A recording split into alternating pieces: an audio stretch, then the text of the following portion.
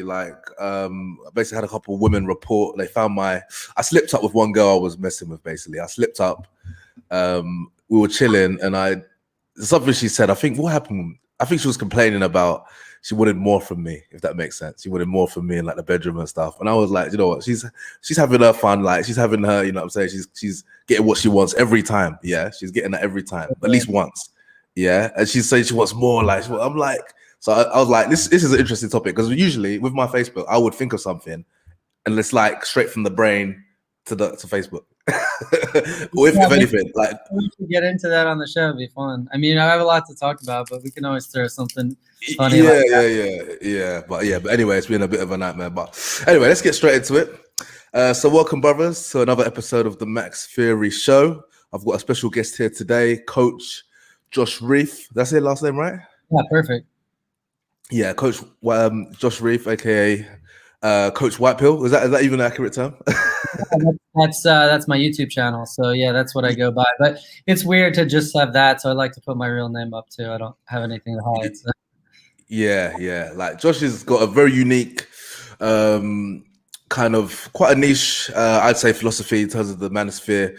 Obviously, red pill seems to be the really popular thing. You've got pickup. You've got black pill, which is more underground, and then you've got white pill, which I don't really see anyone, talking about per se. I'm sure if you YouTube white pill, you're going to see one of Josh's videos. So I'm really excited today to kind of break this down. I feel our mindsets are very similar, but I just want to see how similar in terms of the whole Maxx Theory mindset. So I'm very excited to have Josh on. So Josh, just explain with the audience, like kind of your background, how you got into this whole kind of white pill mentality and what you kind of do basically now. Sure. So, I've been in this quite a long time. I kind of popped up more recently in, people's minds because I wasn't doing this as like a coaching business. So I've been doing this since about 2010. So I was in the pickup artist scene. That's how I emerged. And keep a long story short, I met a lot of the pickup guys. I was into this stuff. And actually around that time, red pill, like we knew about it, but it was definitely a different thing. It was definitely separate from pickup artistry. I don't know where they ended up mixing together, but we had kind of similar philosophies as far as like a new awareness of things, but ours was very action-based. We went out and did stuff. We were taking notes about what worked and what didn't. And we didn't have as much concern about the theory side of it. And so over the years, I read a lot more about red pill. I read The Rational Male. I've read, various stuff on it and got to know it quite well, and a lot of the guys in it. And then RSD came along all that time. And so I learned a lot about all these different things. And then back in end of 2018 is when I closed some of my other businesses and decided to go into coaching full time. And that's when I started developing what's my philosophy going to be? How am I going to teach this? I've been teaching it for about 10 years, but kind of like scattershot. I needed kind of like a cohesive message if I was going to market it. And so my business partner and I, Coach Kevin, we just started doing some podcasts and kind of came up with this, kind of white pill thing. And what's interesting is that we don't feel like we came up with it. We kind of discovered it. And so what I mean is that we need kind of like ways to describe things. So that's where the red pill came from. The movie The Matrix kind of like said that the red pill was the truth. And so it's not like Rollo. I love Rollo and I love what he described it as, but he was trying to tell us what the truth was, hypergamy, all the things that come with it. But in essence, the red pill is the truth, whatever that is. And we kind of debate about that. And the blue pill is kind of like the imagination, what society says, the cloak that's over our eyes. So we can debate that, but I can't say like, oh, I have my red pill definition, you have yours. No, it's literally the truth. And we're debating about what the truth is, the science, what attraction really is. So that's really like how I see the red pill versus the blue pill. And then as far as the black pill and the white pill, I think it's very similar where you don't have like, I watched a video of yours with a black pill guy. I loved his message and what he was doing, but he's like my definition of the black pill. And I'm like, you don't get your own definition. We have to have a discussion. We all have to have our own kind of thing. And I think I mentioned this to you too. It didn't make any sense to call something the black pill when it's not. And we need a definition for like the giving up side of this and the hopeful side of like what's to come and like how to improve. And so it's a dichotomy between, hypergamy is set in stone. Your genetics are your genetics. You have your place in society. and then you know your place and try and fit within your place. You get those women. And that's black pill, is that we've given up on ourselves in a way. That's how incel came about. The white pill is simply just hope. It's hope that you can change, you can improve your life through your looks, you can improve your life through learning game. There's a million different ways to improve. And the white pill is just that belief that no matter how much life drags you down, you're not going to blame other people. You're not going to blame women. You're not going to blame society. You're going to acknowledge that that's reality, and you're just going to do your best to work within that. And so we took it from, white pill's been around a little bit for like politics and stuff, but we took it into the dating realm, and it's for everyone, but it's really just convincing guys to not give up, whatever they look like, whatever they ascribe to be. And what I've found is a lot of guys that don't believe in game, they believe in looks maxing. So we kind of call that looks pill, but when you call that black pill, maybe they're nihilistic about game working. Maybe they say game doesn't work at all. I've seen that. But they're giving a hopeful message of like, hit in the gym, improve your looks. Some get into surgery and things like that. But there's ways to improve your lot in life and to attract, hotter women. And that's why I like your Maxx Theory, is it plays into the white pill of improving yourself. And you believe in game, which I think is, you've seen as you've hit the gym harder, that you still need game in a lot of aspects, especially if you're going for the top tier. Game will get you those, it'll get you some attention. But if you want to go top tier, you got to have some game. And so your approach is like, hit the gym, looks max first, then learn game. Ours is game first. But it's really more about, I don't like to give a prescription to a guy saying like, just do this, because every guy is different. Some guys hate the gym, but they might just want to learn and study game all day. Now, looks maxing could help them, but so could game maxing, right? And so I'm just like, what are you going to actually do? What are you going to take action as a man to do? And go do that thing. What's going to improve your life? Maybe make more money. Maybe if you really will work hard at a business and that'll get you some status later on with women, then do that. Just don't sit on your ass. And so I guess white pill comes down to being hopeful and taking action on it. Don't sit on your ass, because those are the type of people that complain. Those to me are the nihilists. And that's really the opposite of our message. Our message is, no matter who you are, no matter what you look like, we have disabled guys on our program. Like, it doesn't matter. You can be disabled, you can be autistic, you can be anything. You have to just believe that you can change and not blame other people for your failure. So that was a long way of kind of explaining it all, I guess. Yeah, 100%. And I fully resonate with that message. I feel it's like a very similar message. What would you say your difference between the white pill and the red pill is then? So we've talked about this a lot, but basically the red pill is hypergamy. It's what is out there. Like, how does the system run, right? So red pill is more of describing. It's descriptive. It's like women chase status, women chase money, women chase looks, and we're debating about this. We're debating about hypergamy. What do women really want? Why do women cheat? And so the red pill is really just like in the movie with The Matrix. You're familiar with The Matrix, right? The movie? Okay, so I use the movie a lot because there's perfect analogies within the movie.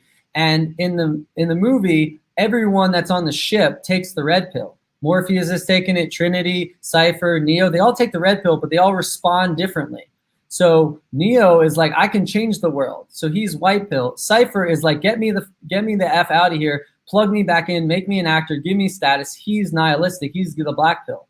He doesn't want to do any work. He's like, Neo gets the girl and he's basically an incel in the movie. And so he's like, plug me in, just give it to me. I'm not going to work for it. So he's nihilistic. So he's black pilled, and Neo's white pilled because they're just choosing a different path. So you can't have the red pill being the truth and the path that you take. So it's more of like, one is like what the world is. It's like taking the glasses off, the rose-colored glasses, and seeing the world for what it is. And then you have two choices. You can be nihilistic and blame women and blame the world, or you can choose a different path, which is the white pill, and find a way to change your life and put in the work to do so. I mean, that's interesting. I think the red pill is so broad. That's why you've got the MGTOW, you've got some men going their own way.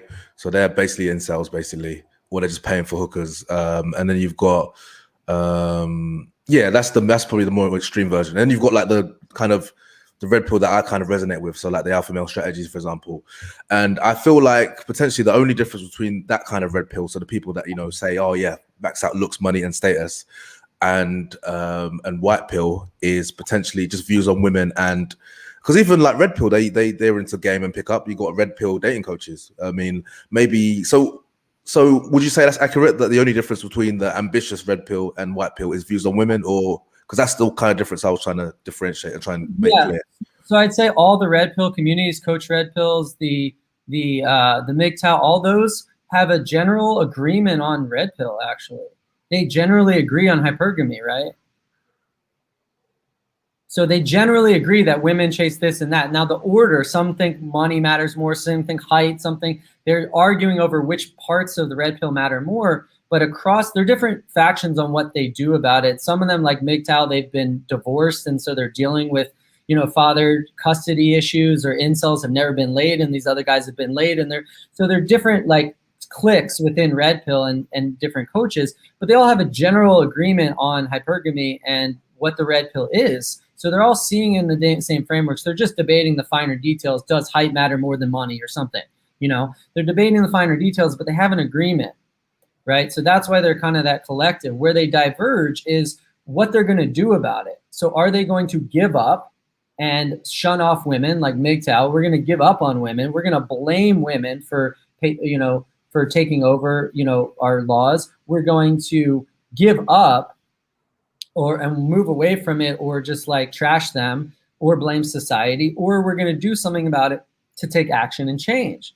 And so that's where the division really happens, because everything else we kind of agree on the general terms of hypergamy and the red pill. And so what the white pill is not, it's not my thing. It's not, it's not anyone's thing. It's any coach that decides to take, give students actions to take to improve themselves. That doesn't say your genetics are screwing you and you're done, or you're disabled and you're done, or your race and you're done, and gives you a message that says no matter what you look like, you can improve. You can find a way to improve, and you're just giving yourself excuses not to, right? As hitting the gym, any guy that hits the gym and puts on some muscle is going to give themselves a better chance. If you can't get any women and you get buff, you're bound to get a few of, not the top women, but you're bound to get yourself up there. And so I think that the white pill just applies to any coach that's there, and tells guys in general and their students that, like, no matter who you are, if you have the right coach or guide and you're willing to put in the work, you can improve. Yeah, for sure. I mean, I'm not sure what red pill coaches you're familiar with, but the ones that I say are the ones that I would listen to, or I kind of admire the most, like Alpha Male Strategies, Bulldog Mindset. Do you know those two guys? Yeah. Yeah, so they encourage their guys go to the gym, like literally, and they're teaching their guys how to get women. So I'm just trying to differentiate what you do to what they do, or do you reckon it's basically the same? Like, should they put themselves white pill?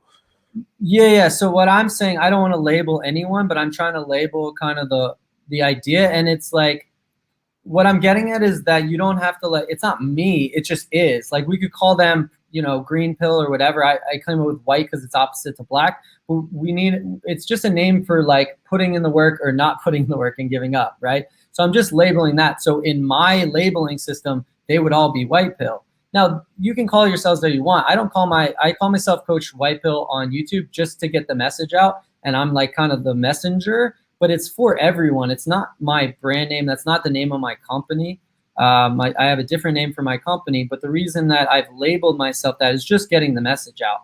Ideally, everyone uses the term, everyone talks about white pill, because there's no antithesis to black pill right now. And even like you were using the term black pill, and I was like, it's too much associated with giving up and nihilism. It's too much associated with the channels that say you're screwed, right? And so it's weird mixed messaging where you're talking about Maxx Theory and associating with the black pill. That's partly why, I'm even on here kind of explaining the white pill, is that when I hear you say black pill 2.0, I'm like, oh man, I don't know if I want to associate with this guy, because that's what incels say. That's what there's channels about, giving up. And I'm like, that's the opposite of your message. So it kind of like mixes it in the wrong way. And that's why I like these divisions. And, I've called it white pill just because it's the opposite of black pill. And so again, like, I don't feel like I came up with something. I feel like I discovered it, and it's for everyone to share. We can call ourselves whatever we want, but ideally, like, the white pill is for everyone. It's not, it's not my term. It's not the name of my company, and anyone can use it. I mean, don't trademark it against me, but anyone can use it because it's we don't have enough guys giving up lifting light. I mean, we have guys that are like coaches that are pushing like their thing, and that's great to help their students. I do that too, but we don't have enough of this message to all the guys out there that they can do it. Like, we don't have a collective message saying, stop blaming women, stop blaming society, get out there. If you can't game, then hit the gym. If you can't hit the gym, make some money, whatever you can do. You know, because I have disabled guys that can't lift anything, right? So I'm like, all right, go make some money. All right, go game. And so whatever you can do as men to improve your life, that's what you should be doing. And we need to give that message collectively to guys. Get them offline, get them off Reddit, get them off the forums, and doing stuff that it's going to make them successful with women, no matter their genetics. So that's really what it comes down to for me. Okay, yeah, I think you cleared that up pretty well. And it's interesting because I saw your video about explaining you done like white pill. I think you done the whole manosphere. I think because I done a graph I put out there, and that was fun. That was fun to make because I put like white pill, like so basically I done like. So ambition versus submission, and then I did love women versus hate women. So the red pill, a lot of the side was like more on the hate women. People didn't like that level. And then I put the red pill in terms of they were ambitious, like going for looks, money, status, and putting the work in.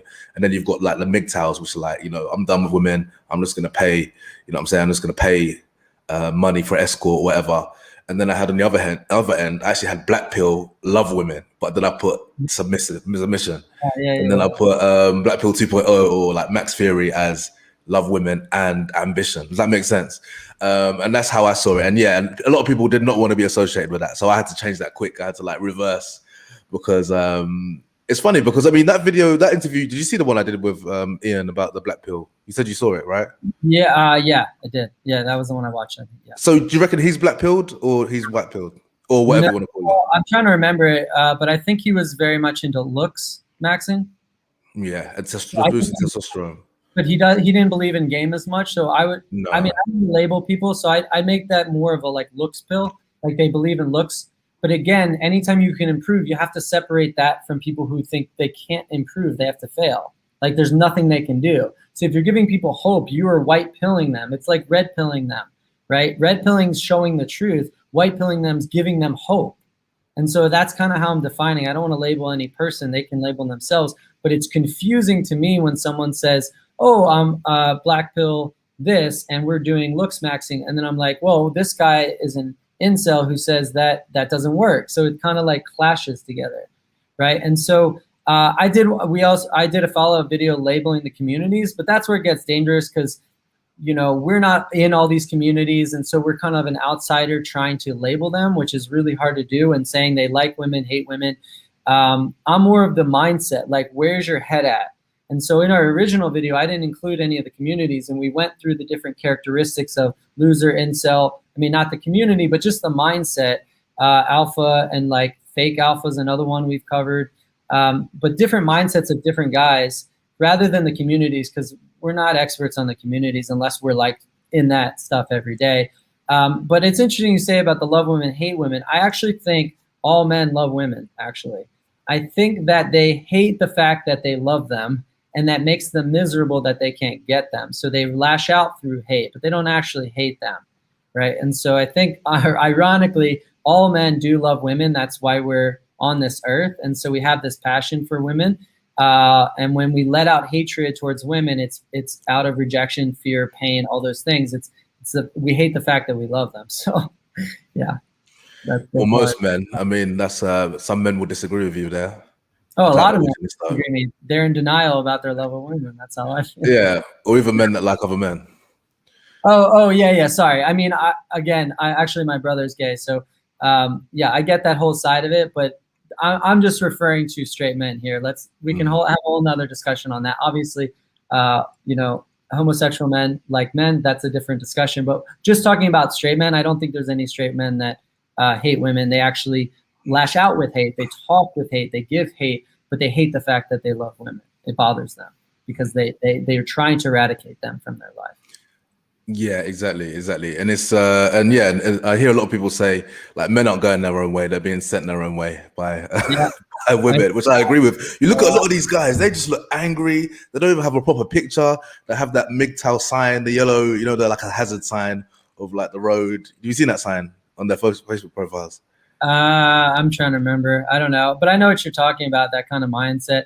I do feel bad though, because there are a portion that have just been burned so badly by narcissistic, by, borderline women, taking them to court, not letting them see their kids. So I try to have some compassion for some of them, that aren't just like whining in their basement. They literally just had their lives ruined by women. So I try to get it, on that level. And I do what I do. Like, correct me if I'm wrong. I see where your mindset might be unique, if that makes sense, in terms of white pill, whatever you want to call it. So, what's Yeah. your views on women then? What's your views on women? I love women. Yeah. I mean, I'm sure you do too, but my view is that, well, again, so we talk about hypergamy and what they chase, but we almost talk about it as if it's women's fault.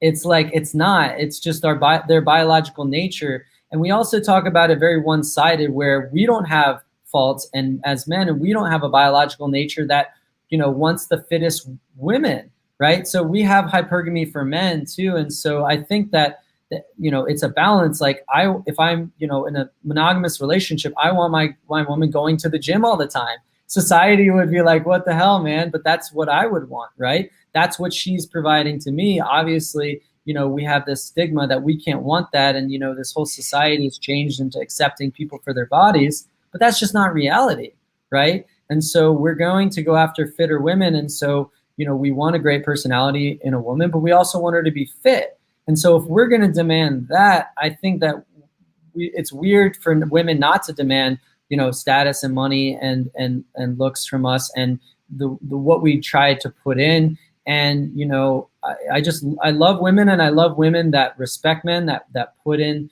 the effort too. They have to put in effort. And I try and associate, just like with men, I don't associate with men who are lazy, who are whiners, who are complainers. I don't associate with women like that. And so just as many, I try and make it equitable. I view women as just as flawed as men. And I think men have great strengths and weaknesses, and so do women. So I just avoid the women that are whiny, complaining, whatever, that I see guys whining about online. I'm like what women are you hanging out with? Like, that's why you're complaining all the time. You're attracting those type of women to you. They're the ones you're putting up with this crap in your life. I don't have this crap in my life that you're dealing with, that I'm watching here. You're talking and talking and talking about these horrible women. And I'm like, they're just horrible people. Right. And so I think that we've kind of we treated too much that men or women are so different. We are very different, but we are also flawed in a lot of the same ways. And for me, it's just about finding the right women to be around. That's all it is. Yeah, you summed it up. Like, a lot of these guys are talking about wrong-uns. They're talking about wrong-uns. Because even you listen to some of these guys' books and they talk about, red flags are the woman, is on drugs and stuff. And I'm like, how? Like, of course that's a red flag. Why do you even have to point that out? Or like, watch out for these things, or she has money problems and this and that. Like, even like hearing the way some of these guys talk about women, yeah, they're talking about certain types of women. And don't get me wrong, every woman, I don't 100% trust anyone. I mean, maybe that's something I need to work on myself, but like, I'll never put it past someone to do something. Thankfully, I've never had anything bad happen to me. I've never been cheated on, as far as I'm aware. And I feel like, I'm a okay judge of character. And I reckon some of these guys are really bad judges of characters. Like, yeah. I watched a video exposing, who's that guy? Entrepreneurs, and Richard Cooper. And the video was like, he was, even when he started coaching guys on what to do, he was still making mistakes. After his divorce, he was still apparently seeing single mothers. That's his thing, like avoid single mothers, but he was still doing that at a grown age as well. So, if you keep on making a mistake, what they say, like, fool me once, shame on you, fool me twice, shame on me, that kind of thing. Yeah, and a lot of guys, it's dangerous because they get that little bit of success. A little bit of success is dangerous because it puts you in that weird realm of like, I'm not going to improve and I'm going to try and hold on to this. So you'll see it with guys that are starting to get good at game. They'll get more attractive women and they'll try and keep them. And those women might be crazy. These guys compromise their boundaries for the pedestal, for that hotter women, that the women are now attracted to them. So they try and hold on to them, even though they're just horrible people and they're women that cheat or do all these things, where guys like you and me, you know, we're at a level where we can attract an abundance of, it's not just an abundance of women, it's abundance of quality. Because when you have abundance of women, you're still chasing that quality. But if you have abundance of quality, then you're like, you have a beautiful, I'll give you an example. Like, you know, this was a couple years ago, I was dating, like, even casually, this really gorgeous woman, great, amazing body, hit the gym all the time. And then I was supposed to meet her. She wanted to go salsa dancing. So I was like, sure. So I met her for salsa dancing, and she was 45 minutes late. And I messaged her and I was like, I'm just, you know, if you're not here in a minute, I'm leaving. And I just left and I just went to do my groceries. And she never talked to me again. And I was like, most guys would have waited hours for her, but I wasn't willing to put up with that. It wasn't worth my time. Did I miss, you know, that? Yeah, a little bit. But then I moved on to the next woman who was better for me and respected me and my time. And it wasn't worth, you know, some sexual relationship just to like sacrifice all that and my self-respect. And so once she was that late for me, I was like, nah, I'm done here. And yeah, I pieced out. I just went grocery shopping because I needed to run some errands. And she was like, where are you? I'm like, you didn't show up, you know? So too many guys would have stayed there and waited for her and let her burn them over and over again. And then they'd be making videos about how this hot woman thought she was the shit. And sorry, I don't know if I'm cursing, but thought she was cool. And like, you know, and then they complain about that. So I see that a lot too. That little bit of success is dangerous. Yeah, for sure. And that's that example as well. That's how I define a lot of pickup guys. So a lot of pickup guys will probably wait. You know, they give that girl chances just because they can get an extra lay, and you know, it's just like, you know, they succeed. And then you have the red pill guys, which might not even give her 5 minutes, that are like, you know, like, I'm a high value man. Like, she wouldn't do that to Drake. She wouldn't do that to Jay-Z or Brad Pitt. Like, why is she doing that to me? Which is another like flawed mindset. Yeah, you hit the other side of it. So there's the put up with it too much, and there's the not put it up with enough. So I've seen this the opposite happen, where they don't allow for any mistakes, and they cut out good women who are just like, they make mistakes. I mean, I'm like a business guy, so I'm on my stuff all the time. But most people I know are 5 minutes late here and there. They're not perfect. And so I always let a little bit slide with all my friends. Not a lot. 45 minutes, a lot of time, with my time to waste. But 5 or 10 minutes, I'm not going to sweat. You know, I'll be on my phone or whatever. And I see the other thing all the time where guys are like, next. And I'm like, bro, it's 5 minutes. And so that's the other part, is like too much ego protection, too much boundaries. Set your boundaries in advance. And if you're willing to put up with it with one of your guy friends, then put up with it. You know, my friend's 10 minutes late. I just like a message. Just let me know you're late. And I'm be like, bro, that's not cool, but whatever. This time I got you. I just want a message like, hey, bro, I'm running a few minutes late.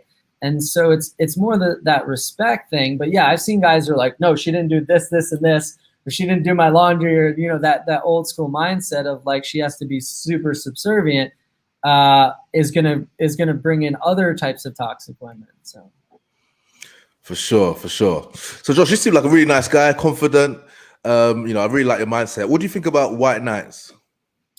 So white knights, that was actually one on our charts. And white knights are the guys that are still blue-pilled, and they think that just being nicer and nicer and nicer to women can get them laid. And then they do it for a long time. As long as they keep up the illusion, they're fine. Once they've been red-pilled, they can turn to incel. They can get screwed because they're like, their fantasy is smashed, right? As long as they have that fantasy. But it's interesting you say that, because you said, like, I'm a nice guy and white knight in the same sentence. And that's kind of like the friend zone guy. That's how it was growing up. But I've also learned you don't have to be an asshole to be successful with women. And it's like, it's just a weird thing where guys switch the other way to being cold, an asshole, kicking her out of bed, all these things to try and generate that attraction, where I actually can be super nice, as you say, to the women, but it's not really nice because I'm not doing it. White knights are being nice to try and get laid. I'm doing it after I've gotten laid. I'm not doing it for that. So it's what's the purpose behind it?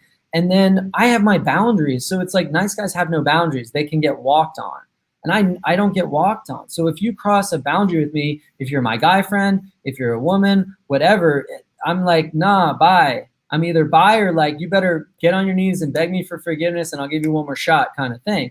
So it's like, I'm going to be super nice to you if I know you're on my team and you're doing stuff for me, you're investing in me, right? And so it's like, you know, back in the old days, like I love comparing to like a merciful king, like who walks around and, you know, if you're showing him love, he'll be very nice to you. He'll love you. He'll take care of you, right? But if you cross him, he'll just chop off your head. And so the kings that didn't do the chopping off the head, they got dethroned. But at the end of the day, you don't have to be mean to people. You have to have boundaries, right? And so I don't like, as far as nice goes, I'd say it's more pleasant, like respectful, fun, but I don't go out of my way to do stuff for people, right? I invest in people because I think they're investing in me, right? If they're showing me loyalty, I show them loyalty. If they buy me a beer, I buy them a beer, right? It's a mutual investment. It needs to be an equal exchange. And the biggest problem being nice is not an equal exchange. It's I'm giving to you to try and win your favor over, right? And so same thing, like guys are like, never take a girl out on a nice date or meal or pay for her, right? Why? Because you're paying to try and get sex with her. But if you've already had sex with her, then the woman knows you're not doing it to get sex. So it has more meaning to it. So there's nothing wrong with it. I'm not saying spend hundreds of dollars, but you don't have to take her to McDonald's to assert your dominance, right? You know? And so I think there's too much of that, oh, he took her on a nice date, he's a simp. I have to take her to McDonald's to not look like that simp, right? I think there's too much of a swing in the other direction. Whereas, like, I'm not taking a girl on a nice date if we haven't slept together. I get that. Like, that's me trying too hard to get her. But if we're sleeping together and I feel like doing it, then I'll do it, right? So it's kind of like finding that middle ground, that balance between the two. And yeah, and just to touch on that, you talked about the name calling, like guys calling guys simps and cucks and things like that, and betas. Like, there's a lot of that. And the way I was kind of angling the white knight thing was more about how they attack other men. So, for example, like a man will say something like, maybe a red pill guy will say something about women. Like, let me give you an example. So I put on a post, I was listening to like a dog training video in terms of like how to train dogs and like a better idea of how to kind of understand and have my way with women. I know it sounds crazy, but just in terms of, because even like how you like raise a child, you know what I'm saying? Like if the child can't talk, like how do you communicate? You know what I'm saying? It's like rewarding good behavior, punishing bad behavior. And I think that's a part of pickup. I mean, I actually got that from Mystery. Mystery was saying how he was, you know, I think he said in the game, he said recommended Neil Strauss to read like dog training book and that. And I thought, okay, let me give this a try. And then I had a couple of people in my DMs like angry, like, can you explain this? Someone was like, can you explain this to me? Someone was like, I can't believe you're doing this. And like, these were guys. And that's what I call a white knight. And I was just like, hold on, we're just fellas here having like man talk or whatever. What's your views on that?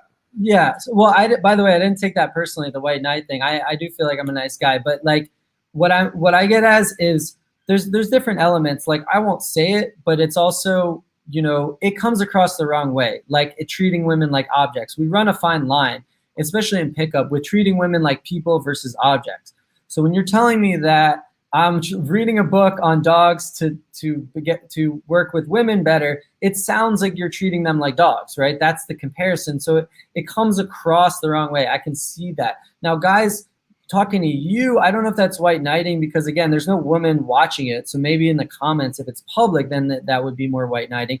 But I would take that to heart. And what message am I getting across, right? If some guy on my Instagram calls me a simp or whatever and it's just insulting, then I think that's lashing out. But if they're like genuinely criticism, then maybe I'm thinking maybe what I said did come off like misogynistic or objectifying women, because we do run a fine line when we talk about this stuff. And, you know, at the end of the day, I always like a lot of my messaging I say applies to men and women. So I'm not singling out women as these objects, like the obedience stuff. I do that with everyone just to make sure it's an equitable exchange. I'm rewarding people for good behavior, punishing for bad. I do that with guys, right? I don't want to reward them for screwing me over. I want my boundaries. So I'm always thinking about, they did this for me. Oh, I got to reciprocate. I got to do this for them.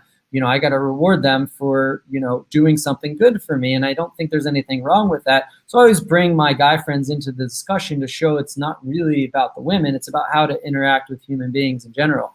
The other thing is that the interesting thing about cucks and simp and all these things, it's fun and it's meme, but when people use it seriously to attack people, it's because it's their own insecurities coming out.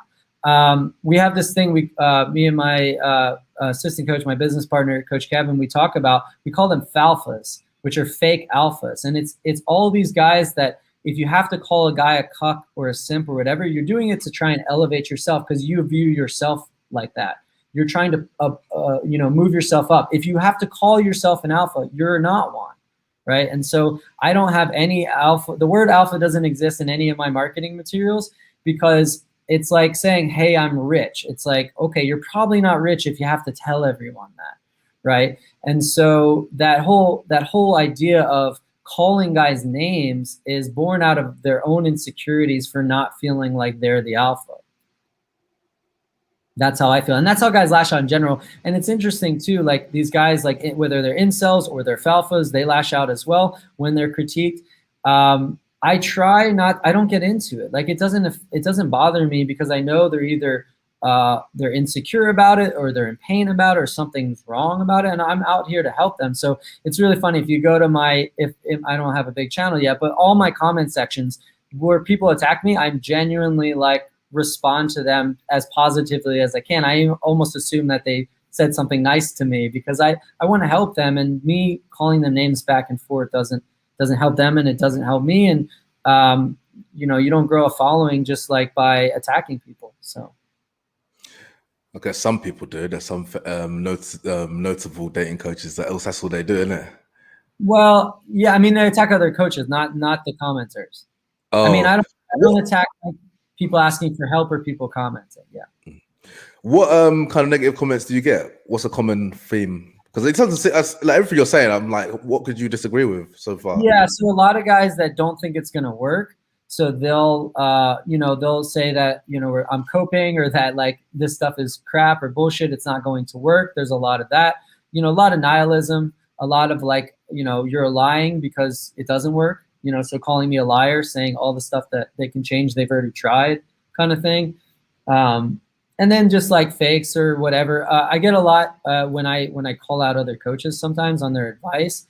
I know they don't like that to be wrong, but that'll happen sometimes if I call out certain pieces of advice and try and fix that.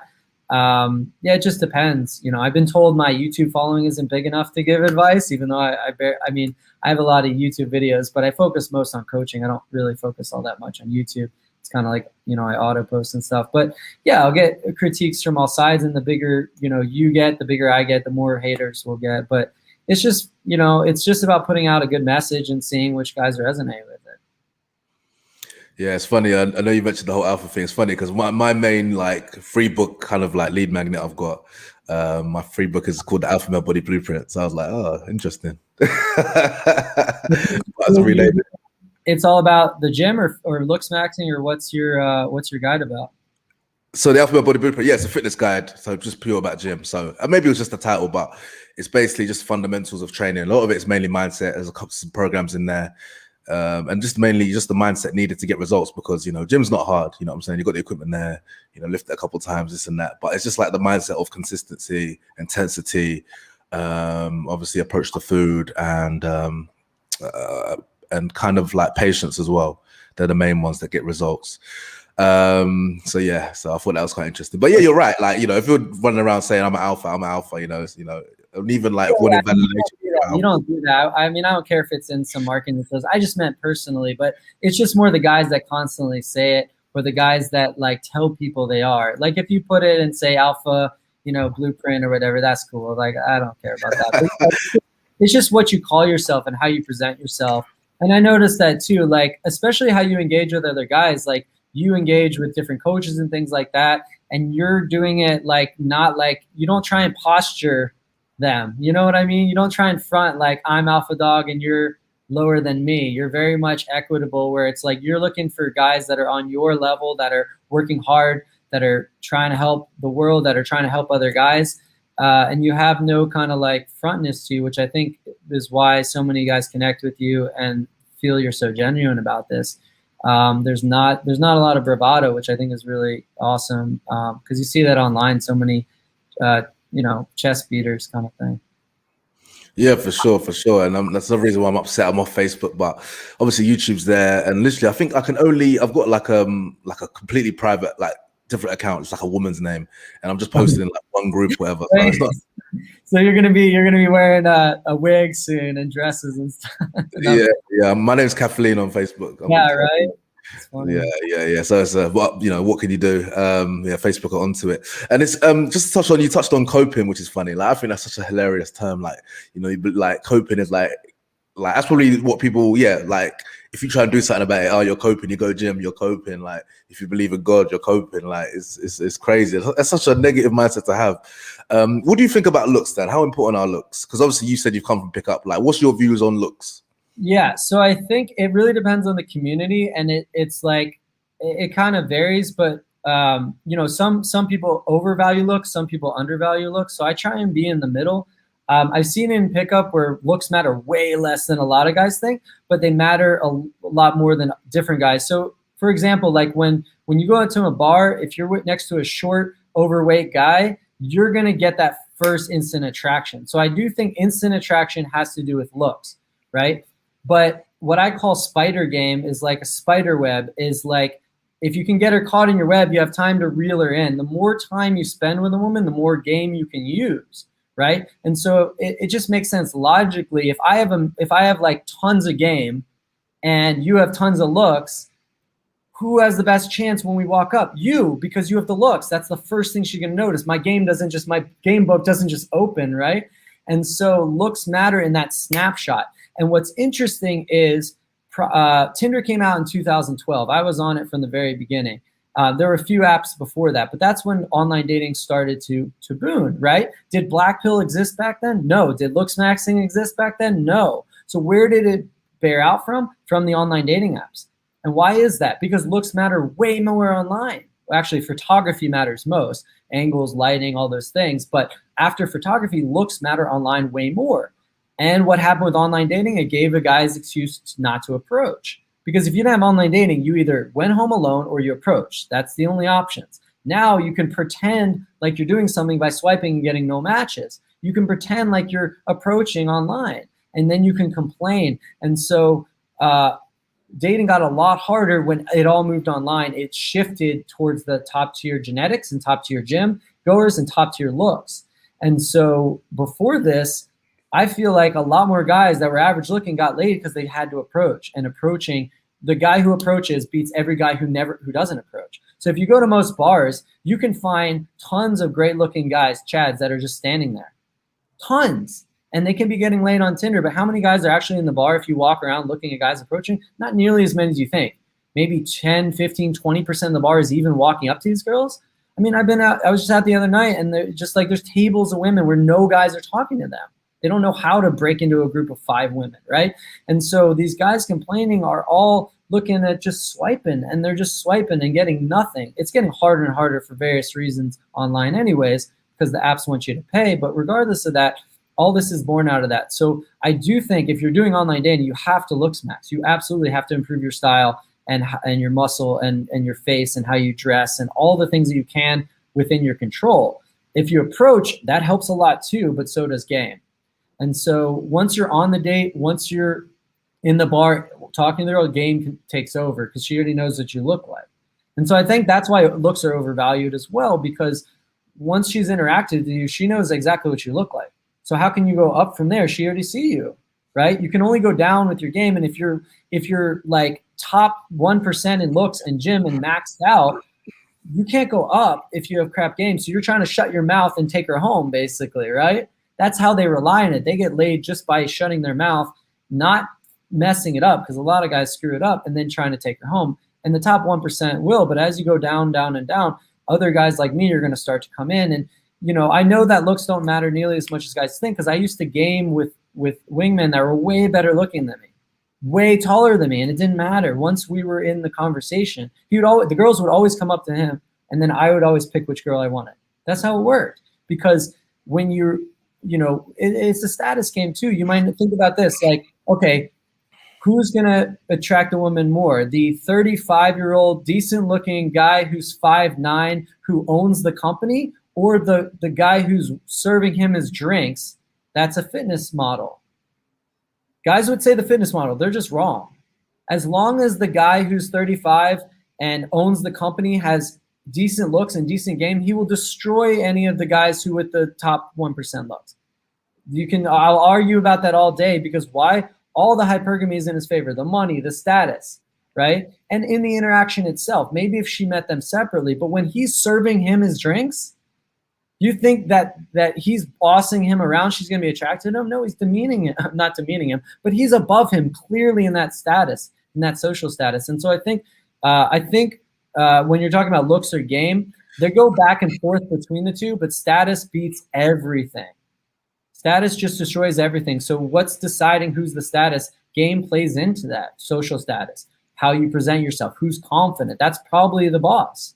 You know, if you ever meet a CEO, who's weak and timid, you know, little mouse? No, right? And so just by me going to the bar and having presence and commanding myself and speaking loud and standing up straight, all these things, she's probably thinking, if she was polled, like, who in this bar owns a company, is a CEO of a Fortune 5 company, I'm going to be on that list of, oh, I think it might be that guy.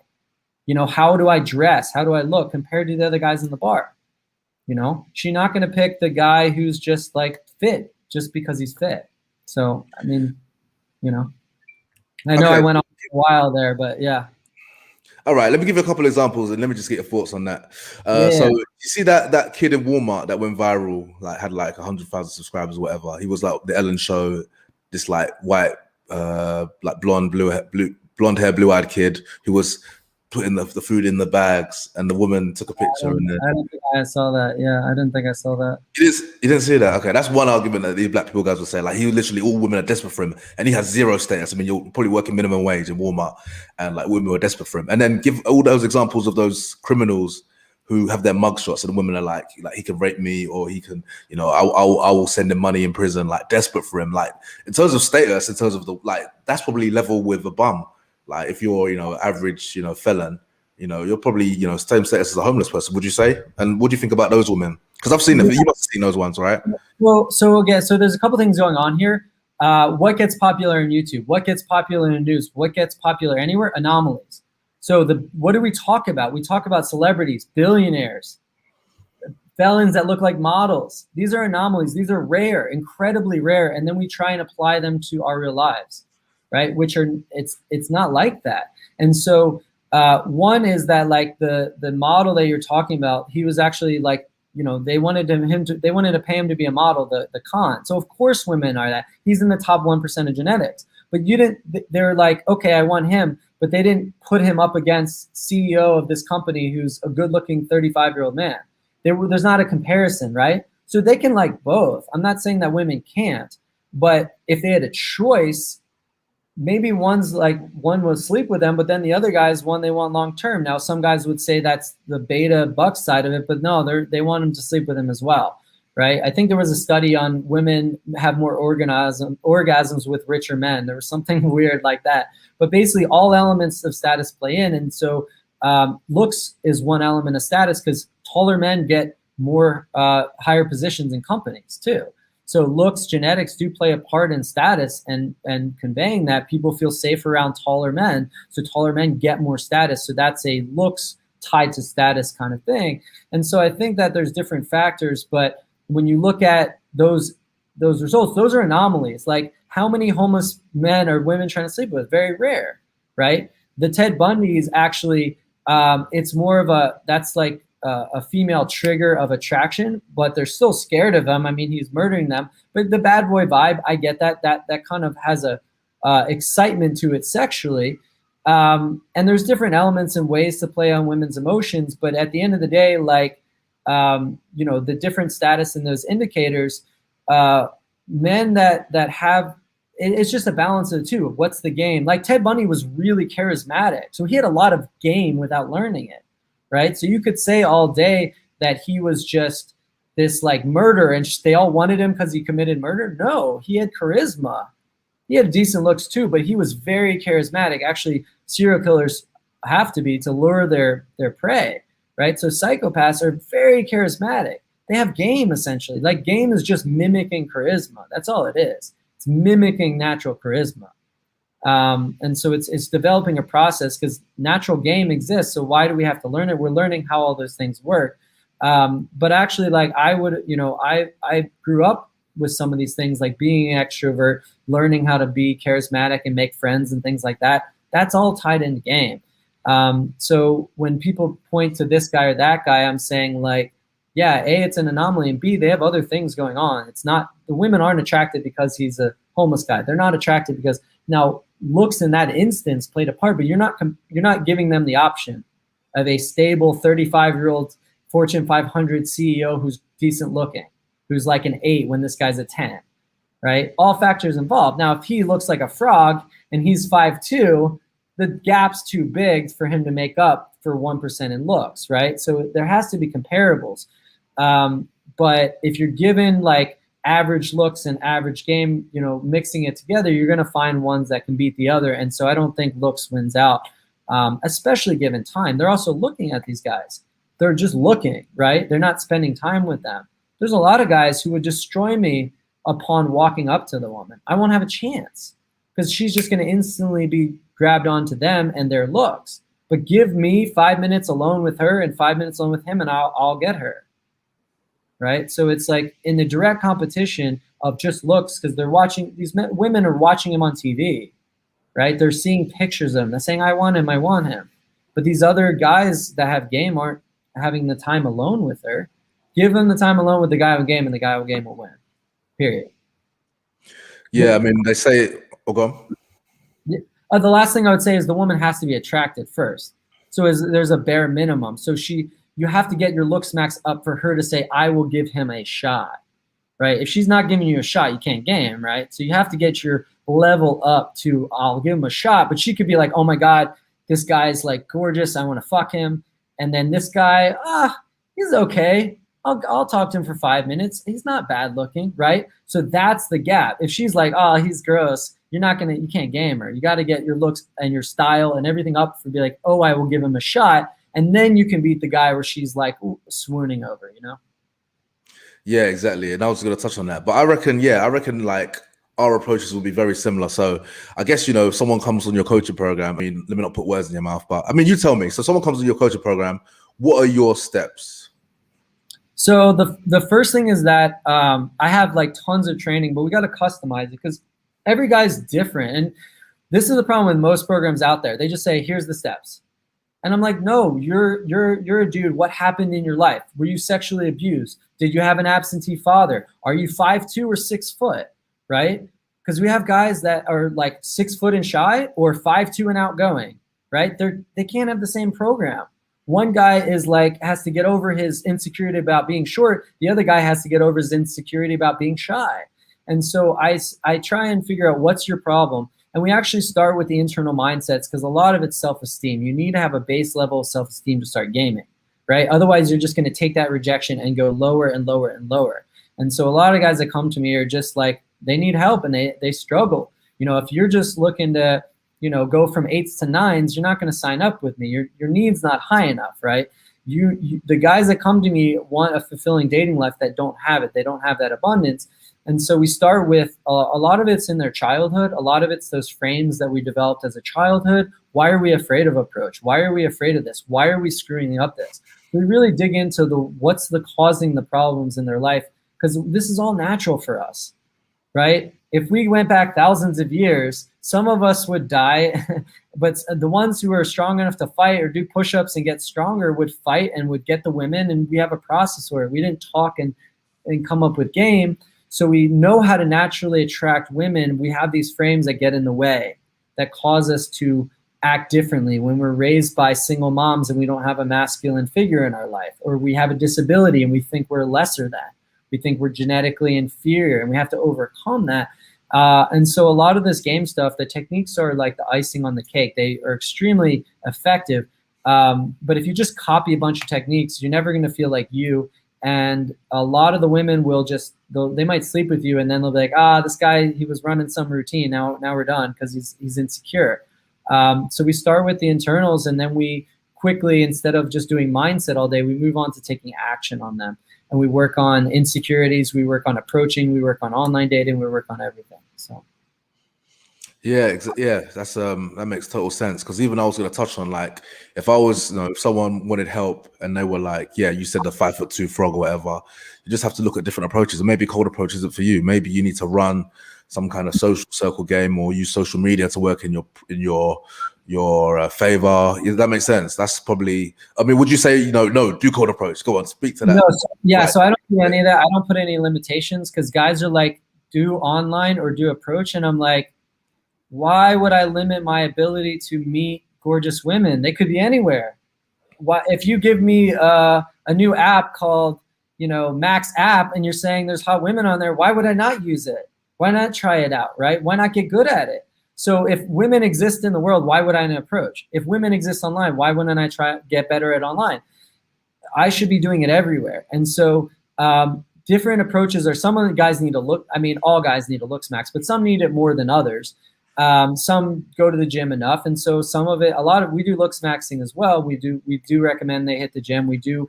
Coach Kevin, he was a personal trainer, fitness guy, bodybuilder, so he works with them on training and stuff. And we're trying to get them looks maxed as well. That's why it's great to connect with you, because you're so focused on that and an expert on that. But we do incorporate that. But at the end of the day, our message is that there's no guy in the world who's better than you, right? It's all up here. And are you going to lose out to certain women? Sure.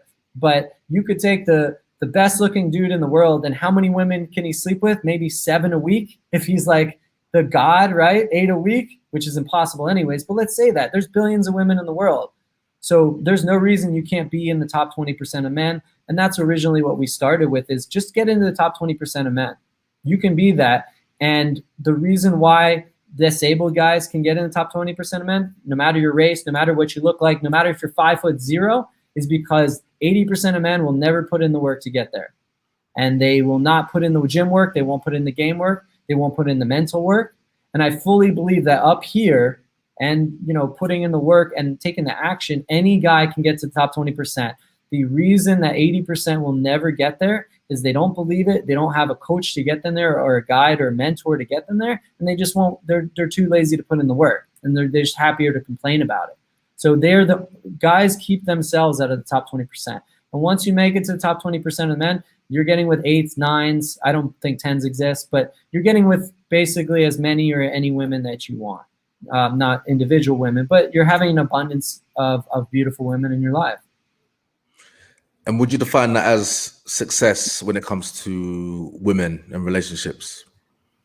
So I really define success as options in life in general, right? So, business, women, anything, abundance is success, because you don't feel like you need it anymore. You feel like you can just sit back and enjoy it. There's no insecurity there. And so, guys come to me and say, I want a girlfriend. And I say, that's great. I can't promise you a girlfriend, but I can promise you lots of dating options where you can choose one of those women to be your girlfriend. Or guys want lots of women. Whatever your goal is, my goal is to give you options. Because once you have options, everything is easy, right? If I go to the ice cream store, I got all the different flavors I can choose from. I don't have to get stuck with chocolate if I don't like chocolate, right? I might leave the store if they only have chocolate. But if they have 31 flavors, then I will find something for me. And that's success. Is whatever it is in life, once you have options and you have choices and you get to make whatever you feel is best for you, you've made it. And final question for me, do you think every man has the potential to have a rotation of 9s and 10s? Well, I don't think 10s exist. Yeah, well, that's another discussion. It's we pedestal women too much. They always have imperfections. But yeah, it's a cheesy joke. But anyways, yeah, I think every man. I do think when you get into certain categories where you're really let's say I think height's the worst as far as looks go. That's the hardest to overcome. So if you're 5'0", 5'1", that's going to be the hardest. I definitely think they can. The problem is mental. It becomes like a 0.00001% can get over the mental hurdle to make that happen, if that makes sense. And it takes a lot of game. You have to. I mean, you need a long time of training. But the thing is this: like, if you're 5'0" and you've never had success with women, if you could get 1 or 2 8s, you're ecstatic, right? And so it's all relative. We have this metric of like your 8s and your 9s are different than mine. So it's like there's too much of that where it's like, don't have other guys grade the women you're dating. Just date the women you want to date. Now, there's general consensus, but I wouldn't worry too much about that. Are you dating the women you want to date? And if you're not, let's level you up. But at the end of the day, you know, if you're, like I said, if you're 5'0", or you're disabled in some way, or you're a different race, or whatever it is, don't worry about if you're dating other guys' versions of 9s and 10s or whatever. Date your version, and that will usually be okay. I've also personally experienced that, like, the most attractive women are such a pain in the ass. I don't know about you, but they're so entitled. They're like, I'm hot, and I don't like that. Doesn't vibe with me, so I don't actually spend and they're not as good in bed either. I don't spend as much time with them. I'm more looking into the like cute, hot type women that aren't full of themselves, that don't have, you know, because at the end of the day, why would I chase them? Is for the clout, right? It's to show them off. But if that's not my goal, then I'm much happier with, you know, 8s and a halves that are like in great shape, great personality, cute, but not that like model type Instagram hot. So at the end of the day, yeah, I think that any guy can achieve what he wants to achieve, date the women he wants to date. Let's put it that way. Mm. And yeah, and just to touch on that, I reckon like guys can play to their strengths. Like I reckon there's nothing wrong with that. So let's say you're a basketball player, you're 6'5", you know, you can't really dribble. You're gonna just stand under the basket. That's playing to your strength. Or if you're like, you know, 6'1", you're gonna be a point guard. You know what I'm saying? You're gonna be starting the plays. You're not gonna be dunking and things like that. So I don't think as a man there's anything wrong with that. Even like me, like I know there's lots of women that won't like me off the bat. They just maybe don't go for black guys or whatever. But then I know there's white girl. Or what's that? Bald guys too. A lot. There's a I mean, I'm both. Exactly. Yeah. Yeah, exactly, or bald, whatever. But there'll be women that do. So, for example, if you're short, you know, there's going to be go for shorter women. You know what I'm saying? As long as you're a bit taller than her, you know what I'm saying? There's loads of hot short women. As long as you're a bit taller. And for example, even like, you know, okay, I know you said about, you know, if there's hot women everywhere, you should go for the hot women everywhere. So if you see them on the street, blah blah blah. But you know, maybe your social circle is so strong, and you know, it depends what you want. If you just want to have that abundance, like why put yourself through that pain when you could just go the easy route? Does that make sense? And then you'll have a happy life anyway. But I suppose maybe there is a joy in challenging yourself as well. Maybe. So I disagree a little bit, because one is like, that's a new thing. I need to make a video in this social circle game. I love it. I used to run it. But guess what happens when you move? You lose it. You got to start over. So I've moved around a lot, and I've figured out that, like, yes, I can run social circle game, but it takes time to build up your social status. And if you move to a new city, guess what? You start from zero. And now what? You have to build it up from scratch, and all that time you're taking, you can't approach, you don't know how to do online dating. So I'm all about learning all of it. And then avoiding pain is the reason why you're struggling. It's all those insecurities. You're a strong man because you've been through the pain and you've overcome it. And so if it's scary for you, if going through the rejection is bad for you, it's painful for you, you should do it even more, because that's going to make you a stronger man. Like, I know too many guys who have hot girlfriends right now that are not men in their relationships. They're hiding things from their girlfriends, or sneaking around, or not telling her the truth because they're afraid she's going to lose attraction for them in some ways, right? And so again, little bit of success is dangerous. Whereas like a guy might get an attractive woman, try to keep her too much, and he ends up losing her because he lies to her about things. All those insecurities have to come out, and he becomes a stronger man by going through rejections, by going through the pains, by pushing himself and pushing through his insecurities, facing them. And that's one thing we don't do enough in society as men, is face our pains, face our insecurities. And social media has only made our insecurities worse. And then like online has only made us worse, because we get to hide behind a computer screen. We don't have to go out into the world. We can't with, you know, pandemic stuff. But even before that, people stopped going out into the world and taking risks to their egos, right? And the insecurities. And so it's really funny. It's like, I have challenges that we give our students, and some of them, the guy's like, oh, that's an easy challenge, I can do that. And I'm like, okay, get that done, but that's not going to help you at all. Like, you're not learning anything. He's like, this one is scary. Okay, do that one. That's how you learn. And so it's like, they'll get done an easy one, but I'll be like, all right, next one. They have to do the hardest thing that they're scared of, because that's how you learn and grow. You don't learn anything by doing something that's easy for you. So all the challenges, I'm always pushing them to take another leap and a step. And that's what worked for me, was I got to the point where I was just every time I would go out, I'd say, how can I push my comfort zone further?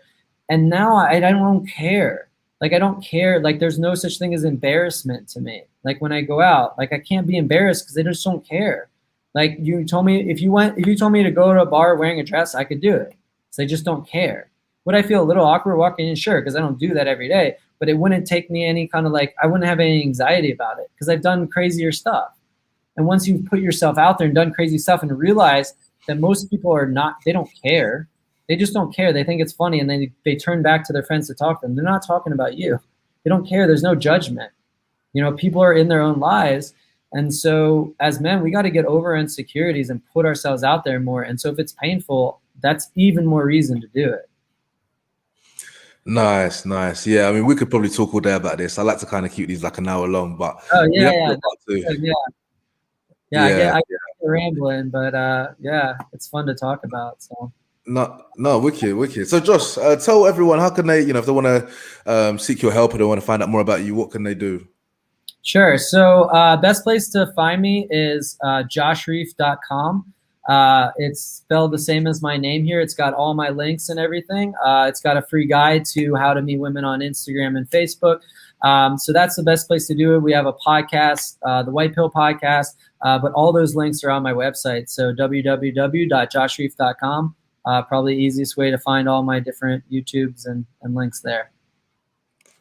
Amazing. So Josh, thank you so much for coming on. We definitely have to do a second one.